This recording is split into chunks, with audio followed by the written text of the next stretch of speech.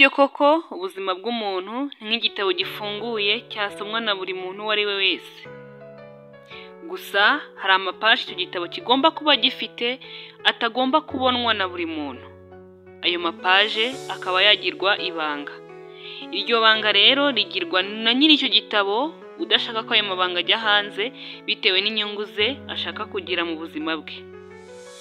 Ubu rero tugiye kuganira ibintu umuntu uwo ari we wese akwiriye kugira nk'ibanga mu buzima bwe, bityo bikazamufasha kubaho neza kandi akabaho mu mahoro.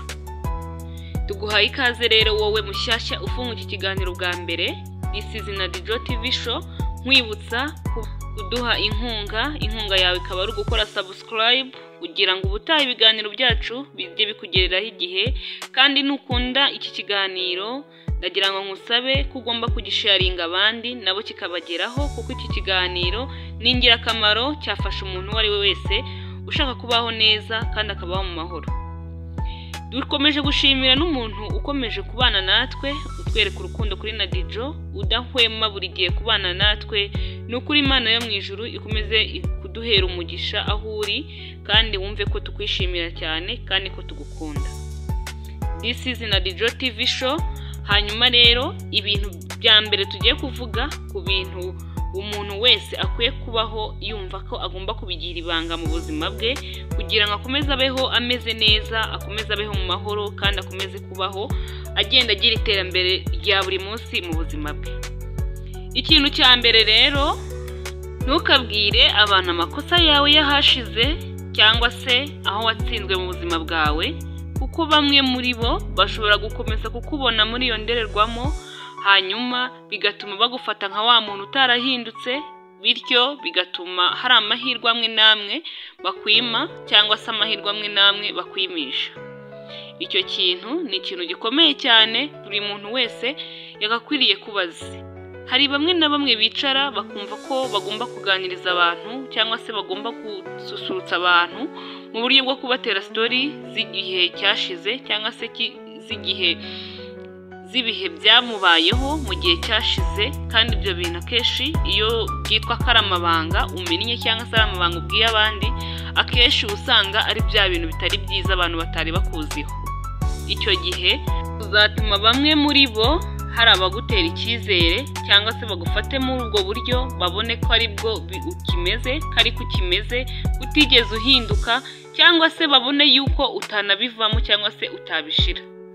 Bajya baca umugani bati akabaye icwende ntikoga. Icyo gihe rero urumva ko hari bamwe bazagufata muri ya nsanse ya mbere y'igihe cyashize, babone yuko ibyo bintu udashobora kuba warabivuyemo. Iri ni ibanga rero ugomba kumenya, utagomba kujya ubwira abantu abo ari bo bose ejo hawe hashize kugira ngo batakubona muri bwa buryo wababwiyemo. Ikindi kintu cya kabiri cyangwa se irindi banga rya kabiri ugomba kumenya ni ubutwari bwawe. Ubutwari bwawe ni ukuvuga imico myiza yawe cyangwa se ibikorwa byiza byawe cyangwa se ibyo ukora byiza cyane kurusha iby'abandi ufite muri wowe. Biba byiza rero iyo ibyo ngibyo byose ufite byiza atari wowe ubyerekana cyangwa se atari wowe ukora uko ushoboye kose ngo abandi babibone, ahubwo ureka ababireba bakaba ari bo babivuga. Intwari nyakuri ntabwo ikora neza ngo bakunde bayibone, ahubwo ikora neza kuko yo ubwayo iba ishaka gukora neza, kuko ibyishimira, hanyuma abandi bakabibona kandi bakabikunda, bakanayishimira ko ari intwari koko. Icyo kintu rero nacyo ni ibanga ugomba kugira, kubera ko igihe cyose ukora ikintu cyiza ugashaka kukigaragariza buri umwe wese ngo agombe ngakibone, cyangwa se ugomba kugishyira hejuru kugira ngo ukirate, wereke umuntu uwo ari we wese ko uri umuntu mwiza, wereke umuntu uwo ari we wese ko ufite ibikorwa byiza cyangwa se imico myiza, ukabikora wowe ubwawe atari ibintu bikurimo, ahubwo ari ukugira ngo ubyereke abakureba ko ibyo bintu koko ari byiza, babibone babikunde. Yego ni byiza, ariko nanone wowe niba uri kubikora kugira ngo bakubone, ugakora uko ushoboye kose kugira ngo babone ko ibyo bintu koko ari wowe ubikoze, icyo gihe abantu batangira kukubona nabi, batangira kukubona ko uri no kwiyemera, batangira kukubona ko ibyo bintu uri gukora atari nawe birimo koko. Uri kumva ko rero icyo gihe uzaba ukoze ibintu bitari byiza kandi koko mu by'ukuri uzaba wakoze ibintu byiza, ariko umuntu uri kubikorera cyangwa se abantu bari kubibona bazatangira kubona ko ibyo bintu kuko bitakurimo, kubera ko utari kubikora n'umutima wawe ahubwo uri kubikora kugira ngo bakurebe. Icyo gihe bizatuma bya bintu bitaba iby'ubutwari koko. Ikindi kintu nanone ugomba kugiramo ibanga ni imitungo yawe. Kurata, kwishima ku bandi, bakora uko ushoboye kose kugira ngo babone ko ufite imitungo myinshi cyangwa se ufite imitungo ihenze, cyangwa se kugira ngo ugaragaze ko koko ari wowe mu boss uraho. Icyo gihe ibyo nabyo bizatuma muri sosiyete utuyemo babona ko uri umwirasi, babone ko uri umwiyemezi, bakore nuko bashoboye kose kugira ngo bagushyire hasi. Icyo gihe rero imitungo yawe cyangwa se umushahara uhembwa buri kwezi cyangwa se amafaranga winjiza buri kwezi, ntabwo aba ari ngombwa ko ubyereka buri muntu uwo ari we wese. Ntabwo aba ari ngombwa ngo buri muntu abone ko hari amafaranga winjiza ku kwezi uko angana. Ntabwo biba ari byiza. Ni ibanga rero ugomba kugira ngo ukomeze ubeho mu mahoro, ubeho wishimye kandi ubeho ubanye n'abandi neza. Ikindi kintu ukwiriye kubaho ufiteho nk'ibanga ni intego zawe z'ahazaza, cyangwa se imishinga ufite kuzakora mu gihe kiri imbere, cyangwa se ibikorwa ushaka kuzakora mu gihe kiri imbere. Akenshi iyo uvuze intego zawe mu gihe ubibwira abantu benshi, mu gihe ushaka kuzakora ibikorwa mu gihe kiri imbere cyangwa se intego yawe wifuza kugeraho mu gihe kiri imbere, ukagenda ubivuga ubibwira buri muntu uwo ari we wese, amahirwe yo kuzabigeraho uri kugenda uyagabanya, abagenda bamake. Ariko mu gihe ufite igikorwa runaka ushaka kuzakora mu gihe kiri imbere, cyangwa se umushinga ufite kugira ngo uzakore mu gihe kiri imbere, ukawugira ibanga, ahubwo ukawushyiraho imbaraga nyinshi cyane, ukagenda uwukora bucece, icyo gihe amahirwe yo kugira ngo uwo mushinga cyangwa se iyo ntego ufite cyangwa se ibikorwa ufite byo kuzakora mu gihe kiri imbere aba hari, yo kugira ngo ibyo bintu bizakorwe aba ari menshi, uba uri kugenda uyongera. Rero mu gihe ufite intego zo gukora mu gihe kizaza cyangwa se umushinga cyangwa se ibikorwa, ntabwo biba ari byiza ko ugenda ubibwira buri muntu uwo ari we wese, ariko nanone bidakwiye ko ugomba kugisha inama mu gihe uzikeneye. Ibyo ntabwo ari byo kuvuga ngo uragenda ubibwira abantu bose, ubyasasa ku bantu bose, ahubwo ni ukugisha inama kandi ugisha inama umuntu wawe.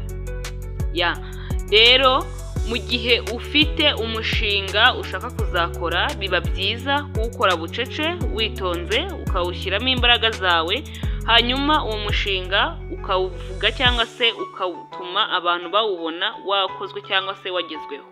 Biba byiza rero iyo utagiye ubibwira buri muntu uwo ari we wese, kubera ko niyo utabigezeho nta muntu ubimenya ngo agutere ibuye cyangwa se ngo aguseke. Ni byiza rero gukomeza kugira ibanga mu gihe kizaza, mu mitekerereze ufite y'igihe kizaza cyangwa se mu ntego ufite z'ejo hazaza hawe, kugira ngo ubuzima bukomeze bukuryohere, ukomeze unabaho utuje uri mu mahoro. Ikindi kintu nanone ugomba kugiraho ibanga kugira ngo ukomeze kubaho wishimye cyangwa se ukomeze kubaho uri mu mahoro, ni uko ugomba kugirira ibanga umuntu uwo ari we wese wagiriye neza cyangwa se umuntu uwo ari we wese wafashije. Ibaze nawe hari uwagufashije mu buzima bwawe, ukajya wumva agenda abibwira abantu bose ko ari wowe ukugejeje aho ugeze, cyangwa se ari wowe wagufashije kugira ngo ugere aho ugeze. Icyo gihe ntabwo ibyo ari byo byose uzumva wishimye cyangwa se uzumva ukomeje gushimira uwo muntu ku neza yakugiriye, ahubwo uzatangira kubona ko uwo muntu yagufashije ariko agenda aguteza abantu. Kugira ibanga rero ku muntu wagiriye neza cyangwa se ku muntu wafashije cyangwa se ku muntu wavanye kuri level yari ariho ukamugeza ku yindi, ni byiza cyane kubera ko bituma uwo muntu akomeza kugushimira, akomeza kubona kuri uw'agaciro. Igihe rero wagiye ubibwira abantu bose, uwo muntu akagenda yumva buri muntu wese azi ko yakugiriye neza cyangwa se azi ko uwo muntu ari we wakuzamuye. Icyo gihe uwo muntu atangira kubona ko bya bintu atari ibyo gusa, atari ukugira neza gusa, ahubwo ari uburyo bwo kugira ngo yiyerekane ko wa muntu koko ari umugira neza, bya bindi twahoze tuvuga haruguru aho. Kugirira neza rero umuntu, igihe uzaba wagiriye neza umuntu ujye ubigira ibanga, ubigira ibanga mu mutima wawe n'Imana yawe, kubera ko kubibwira abandi nabo bazagenda babibwira abandi nabo babibwira abandi, usange isi yose izi ko wagiriwe neza, kandi ibyo ari ibanga ugomba kuba ufite wowe n'Imana yawe, kubera yuko handitswe ngo ukuboko kwawe ni guha mugenzi wawe, ukuboko kwawe kw'iburyo ni guha mugenzi wawe, ukuboko kw'ibumoso ntikuzamenye ukuboko kw'iburyo ibyo kwatanze. Ni byiza rero gukomeza kugira ibanga no kuba wagiriye neza. Ikindi kintu nanone kigomba kugirwaho nk'ibanga ni ukuvuga ibibazo ufite mu muryango wawe, ibibazo mu mafamiye bifite. Nta muryango n'umwe utagira ibibazo, gusa ibibazo biba bitandukanye. Hari igihe usanga bamwe bafite ibibazo by'amafaranga cyangwa se ubukene, ugasanga abandi mu mafamiye yabo bagira ibibazo by'uburwayi butandukanye. Mbese amafamiye yose abaho ku isi hose, kubera ko turi ku isi, uba usanga afite ibibazo bitandukanye. Ibyo rero ntabwo biguha ububasha bwo kumva ugomba kugenda uvuga cyangwa se utangaza amakuru ya famiye yawe, cyangwa se uvuga ibibazo biri muri famiye yawe kandi ugenda ubibwira abantu bose. Ibyo byatera umwuka mubi mu miryango cyangwa se mu mibanire hagati y'imiryango n'indi, kubera ko kugenda uvuga ibibera mu miryango yawe cyangwa se ibibera mu miryango yanyu ukagenda ubyasasa ahantu hose, bigenda bituma imiryango imwe n'imwe itabana neza. Ntabwo rero ari byiza kuba mufite ibibazo muri famiye, ntabwo umwanzuro cyangwa se igisubizo nyacyo ari ukugenda ubyasasa ahantu hose, ahubwo mwebwe ubwanyu muriteranye, mwe mufite ibibazo muri izo famiye zanyu, mukabiteranyiriza hamwe, hanyuma mukabishakira umwanzuro cyangwa se mukabishakira ibisubizo byabyo. Iryo naryo ni ibanga umuntu agomba kugira mu buzima bwe, kugira ngo akomeze kugenda yibonera amahoro muri we cyangwa se abana neza n'abandi. Irindi banga umuntu agomba kugira mu buzima bwe kugira ngo akomeze kubana neza n'abandi cyangwa se akomeze kubaho afite amahoro, ni ukuvuga intege nke zawe cyangwa se kuvuga ubukene ufite. Turabizi twese ko hano ku isi ko iyo umuntu akize abantu baraza, iyo umuntu akennye abantu baragenda bamwe na bamwe.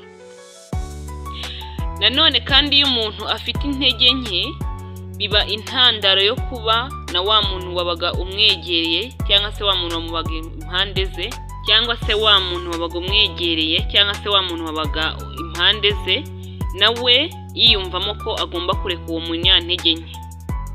Ni byiza rero ko ugomba kugira ibanga mu gihe wagize intege nke, cyangwa se mu gihe wahuye n'ikibazo runaka, cyangwa se mu gihe wagize ubukene, kugira ngo ukomeze ugumane na ba bantu bawe muri kumwe kandi utababwiye ikibazo ufite. Nanone bivuze yuko utagomba kuvuga ikibazo ufite nanone mu bantu bawe wizeye, kugira ngo barebe icyo bagufasha kugira ngo ubuzima bwawe bukomeze bugende neza. Ibi bintu biba kuri bamwe na bamwe, ariko akenshi kubera ko ntari umuntu kandi umuntu burya ari muremure, ugomba kubaho ufite amabanga yawe amwe n'amwe kugira ngo akomeze kugufasha kubana n'uwo muntu cyangwa se kubana n'abo bantu mu mahoro kandi mwese mukabana neza mwishimye. Irindi banga nanone ugomba kugira mu buzima bwawe ni ukubika ibanga ry'uwakubikije ibanga. Ibi ni ibintu bitashoborwa na buri muntu uwo ari we wese, kubera ko kuba umuntu aza akakubitsa ibanga aba agufitiye icyizere kandi aba ari wa muntu uvuga yuko isaha n'isaha ibi bintu udashobora kubivuga. Ni byiza rero kuba ugomba kugirirwa icyizere, ariko nanone ukabika ibanga bakubikije.